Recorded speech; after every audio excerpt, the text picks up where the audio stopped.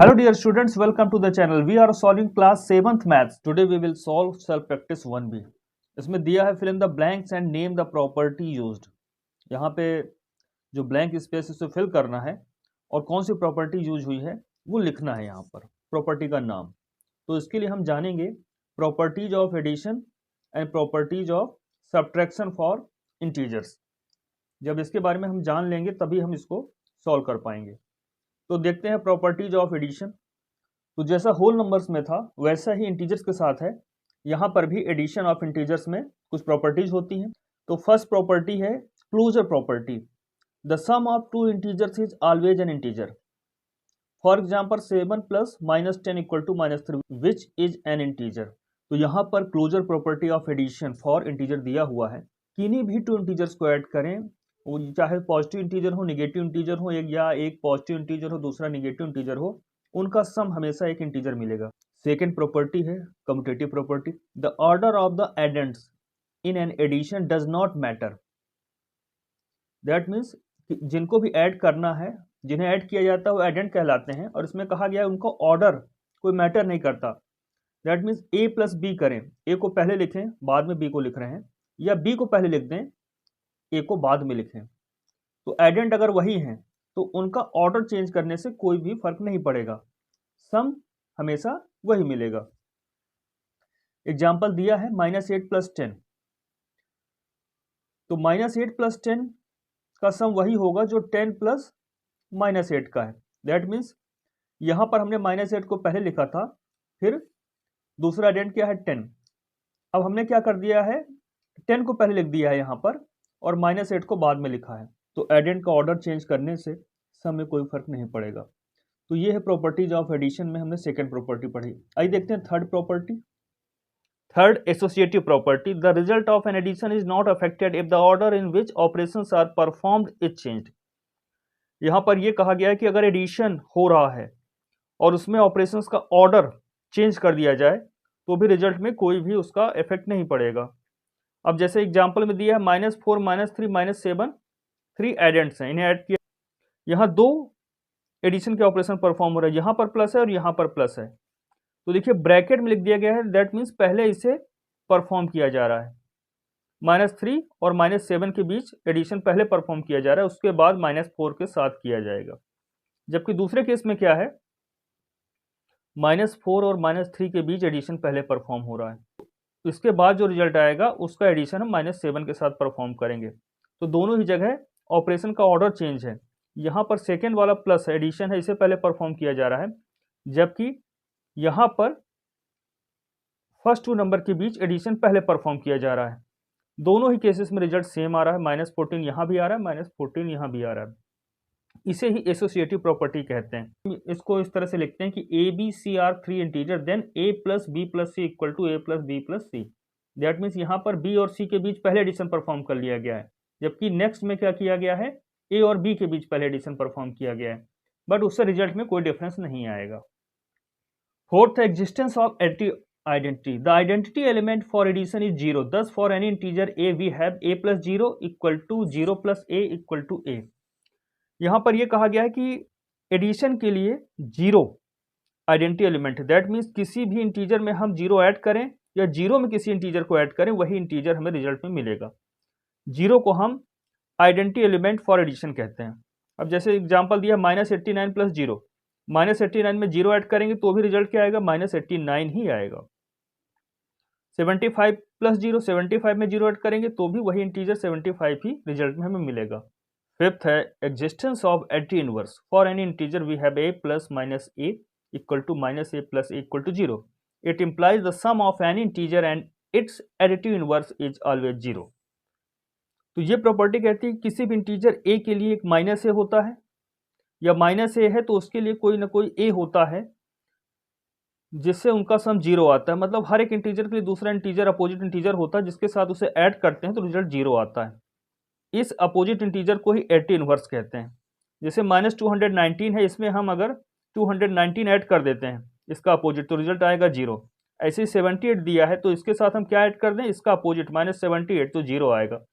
तो 78 -78 का additive inverse है और -78 78 का एडिटिव इनवर्स है. तो एटी इनवर्स क्या होते हैं, हमेशा अपोजिट होते हैं। अब आइए देखते हैं properties of subtraction. First, closure property, unlike with whole number, subtraction of integers has the closure property, implies a and b are an integer, then a minus b is always an integer. तो यहाँ बताया गया कि whole number में closure property subtraction के लिए नहीं होती, बट इंटीजर में होता है। किन्हीं भी टू इंटीजर्स के बीच सब्ट्रैक्शन परफॉर्म किया जाता है तो रिजल्ट हमेशा इंटीजर ही मिलेगा, तो ये क्लोजर प्रॉपर्टी इसमें होती है। Second property, subtraction of integer is not commutative, if a and b are integers then a minus b not equal to b minus a। यहाँ कहा गया कि सब्ट्रैक्शन ऑफ इंटीजर का जो सब्ट्रैक्शन होता है वो कम्यूटेटिव नहीं होता। दैट मीन्स अगर उनका ऑर्डर चेंज कर दिया जाए तो रिजल्ट सेम नहीं मिलेगा। ए में हम बी को सब्ट्रैक्ट करें और बी में ए को सब्ट्रैक्ट करें तो दोनों ही अलग अलग चीज़ें हैं, ये इक्वल नहीं होंगी। एग्जाम्पल समझते हैं। 7 में हमने सब्ट्रैक्ट किया 11 को तो वैल्यू आई है -4। अब ऑर्डर चेंज कर देते हैं। अब 11 में हम 7 को सब्ट्रैक्ट कर रहे हैं, 11 - 7 तो रिजल्ट आ रहा है 4। तो एक केस में -4 रिजल्ट आ रहा था, दूसरे केस में 4 रिजल्ट आ रहा है। That means subtraction of integer is not commutative. Order change कर देते हैं, रिजल्ट चेंज हो जाता है, ये कम्यूटेटिव नहीं है। थर्ड है, subtraction of integer is not associative. अब यहाँ पर 7, 5, 8 इन तीनों के बीच सब्ट्रैक्शन परफॉर्म किया जा रहा है। हम यहाँ पे क्या कर रहे हैं, order in which operations are perform is changed. यहाँ 7, 5, 8 में पहले हम 7 और 5 के बीच सब्ट्रैक्शन परफॉर्म कर रहे हैं, जबकि दूसरे केस में हम क्या कर रहे हैं, 5 और 8 के बीच पहले सब्ट्रैक्शन परफॉर्म कर रहे हैं। तो दोनों ही केसेस में रिजल्ट अलग आ रहा है। हालांकि तीनों इंटीजर सेम है, 7, 5, 8, 7, 5, 8, but order in which operations are perform is changed. यहाँ 7 और 5 के बीच सब्ट्रैक्शन पहले कर लिया गया है, जबकि दूसरे केस में 5 और 8 के बीच सब्ट्रैक्शन पहले परफॉर्म किया जा रहा है। दोनों ही केसेस में रिजल्ट अलग हैं, रिजल्ट में चेंजेस हैं। यहाँ -6 है, यहाँ पर 10 है। That means subtraction of integers is not associative. अब आइए सॉल्व करते हैं सेल्फ प्रैक्टिस 1B। अब सेल्फ प्रैक्टिस 1B को सॉल्व करने के लिए जितने भी प्रॉपर्टीज की जरूरत थी वो हमने पढ़ ली है। अब इसके बेस पे हम सेल्फ प्रैक्टिस 1B सॉल्व करेंगे। तो यहाँ पर हमें ब्लैंक्स स्पेस फिल करना है और प्रॉपर्टी का नाम लिखना है। यहाँ पर 5 के साथ -3 को ऐड किया गया है, फिर इक्वल का साइन है, तो ये किसके इक्वल होगा, अगर -3 के साथ हम क्या ऐड कर दें, 5 को ऐड कर दें। तो ऑर्डर चेंज करने पर भी सम में कोई डिफरेंस नहीं आता है अगर हम इंटीजर्स का एडिशन परफॉर्म कर रहे हैं और एडेंट का ऑर्डर चेंज कर दे। तो हमने यहाँ पर एडेंट का ऑर्डर चेंज कर दिया है। इस प्रॉपर्टी को कहते हैं कम्यूटेटिव प्रॉपर्टी। तो यहाँ हम लिखेंगे कम्यूटेटिव प्रॉपर्टी। सेकंड में दिया है 37 + 0 इक्वल टू क्या होगा, तो 0 को हम किसी भी इंटीजर के साथ ऐड करते हैं तो वही इंटीजर आ जाता है। तो यहाँ पर 37 में 0 को ऐड किया गया है, तो सम में क्या मिलेगा, सम में हमें वही इंटीजर मिल जाएगा जिसमें 0 ऐड किया गया है। That means 37। इस प्रॉपर्टी को एडिटिव आइडेंटिटी कहते हैं। दैट मीन्स 0 को आप किसी भी इंटीजर में ऐड करते हैं तो सम में वही इंटीजर आ जाता है, रिजल्ट में आपको वही इंटीजर मिलेगा। ये प्रॉपर्टी कहलाती है एडिटिव आइडेंटिटी। आइडेंटिटी एलिमेंट हमेशा एडिशन के लिए 0 होता है। तो प्रॉपर्टी का नाम लिख लेते हैं एडिटिव आइडेंटिटी। थर्ड में -18 + 0, -18 में हमने 0 को ऐड किया तो रिजल्ट में क्या आएगा, रिजल्ट में -18 ही आ जाता है, क्योंकि 0 एडिटिव आइडेंटिटी है। किसी के साथ भी हम 0 को ऐड करते हैं तो वही नंबर या इंटीजर रिजल्ट में मिल जाता है। दैट मीन्स 18 + 0, तो -18 में 0 ऐड करेंगे तो भी क्या होगा, -18 ही मिलेगा। तो 0 को किसी भी नंबर में ऐड करते हैं वही नंबर रिजल्ट में मिल जाता है। इसे एडिटिव आइडेंटिटी कहते हैं, ऊपर लिखा हुआ है, तो यहाँ पे भी एडिटिव आइडेंटिटी लिखेंगे। फोर्थ -25 प्लस और रिजल्ट में 0 आ रहा है, तो किसी नंबर पे क्या ऐड करें कि 0 आ जाता है, तो ठीक उसका अपोजिट, दैट मीन्स उसका एडिटिव इनवर्स ऐड करने पे रिजल्ट 0 आता है। तो -25 का अपोजिट क्या होता है, +25, तो यहाँ पे सिर्फ 25 लिखेंगे। तो किसी नंबर में उसके अपोजिट को ऐड करते हैं तो 0 आता है, और इसे हम एडिटिव इनवर्स भी कहते हैं। तो प्रॉपर्टी का नाम हम यहाँ लिखेंगे एडिटिव इनवर्स। फिफ्थ, 0 + 0 में क्या ऐड करें कि -68 आ जाए, तो 0 में हम जिस इंटीजर को ऐड करते हैं रिजल्ट में वही इंटीजर मिलता है। तो 0 में हम क्या ऐड करेंगे, -68, तो हमें क्या मिलेगा, -60। प्रॉपर्टी कौन सी होगी, एडिटिव आइडेंटिटी। तो यहाँ हम लिखेंगे प्रॉपर्टी में एडिटिव आइडेंटिटी। 6 में दिया है 27 minus blank space equal to 27, तो 27 में क्या सब्ट्रैक्ट करें कि 27 ही आ जाए। किसी नंबर में हम क्या सब्ट्रैक्ट करें कि वही नंबर आ जाए, तो इसमें यहाँ फिल करते हैं 0। अगर किसी नंबर में 0 को सब्ट्रैक्ट किया जाता है तो डिफरेंस में वही नंबर आ जाता है जिसमें से 0 को सब्ट्रैक्ट किया गया है।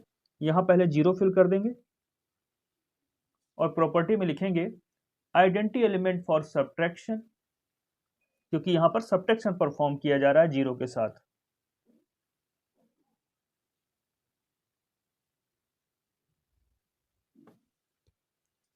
सेवंथ में 24 प्लस ब्रैकेट में -15 प्लस 2 है, इक्वल की दूसरी तरफ इन 3 एलिमेंट्स में 2 एलिमेंट्स प्रेजेंट है, 24 और 2, मिसिंग क्या है -15, तो यहाँ -15 लिख देंगे। जब भी इंटीजर्स के बीच एडिशन परफॉर्म हो रहा है और एक तरफ 3 इंटीजर्स हैं, दूसरी तरफ 2 इंटीजर्स आ चुके हैं वही, तो तीसरा इंटीजर भी क्या होगा, जो लेफ्ट हैंड साइड में रहा होगा। यहाँ पर क्या किया गया है, ऑपरेशन का ऑर्डर चेंज कर दिया गया है। यह -15 प्लस 2 के बीच पहले ऑपरेशन परफॉर्म किया गया है, सेकेंड केस में 24 प्लस -15 के बीच ऑपरेशन पहले परफॉर्म कर लिया जाएगा। तो यहाँ जब ग्रुपिंग बस चेंज होती है, इसे हम कहते हैं एसोसिएटिव प्रॉपर्टी। तो यहाँ हम लिखेंगे एसोसिएटिव प्रॉपर्टी।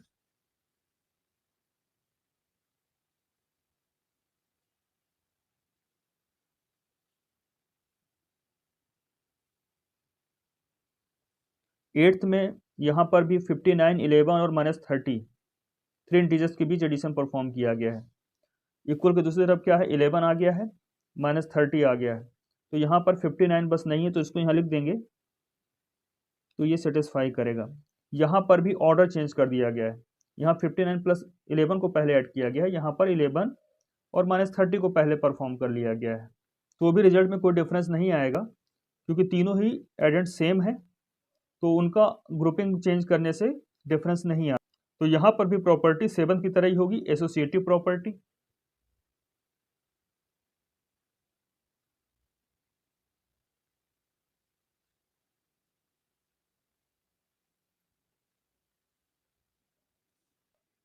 नाइन्थ में -9 प्लस 17 प्लस -4, यहाँ पर -9, 17 और -4 के बीच एडिशन ऑपरेशन परफॉर्म हो रहा है, तो -9, 17 और -4 एडेंट हुए, इक्वल की दूसरी तरफ -9 और 17 लिखे हुए, दैट मीन्स 2 एडेंट्स लिख दिए गए हैं, -4 मिसिंग है, तो -4 हम यहाँ लिख लेते हैं, दैट मीन्स इक्वल के दोनों ही साइड में सेम एडेंट्स हैं।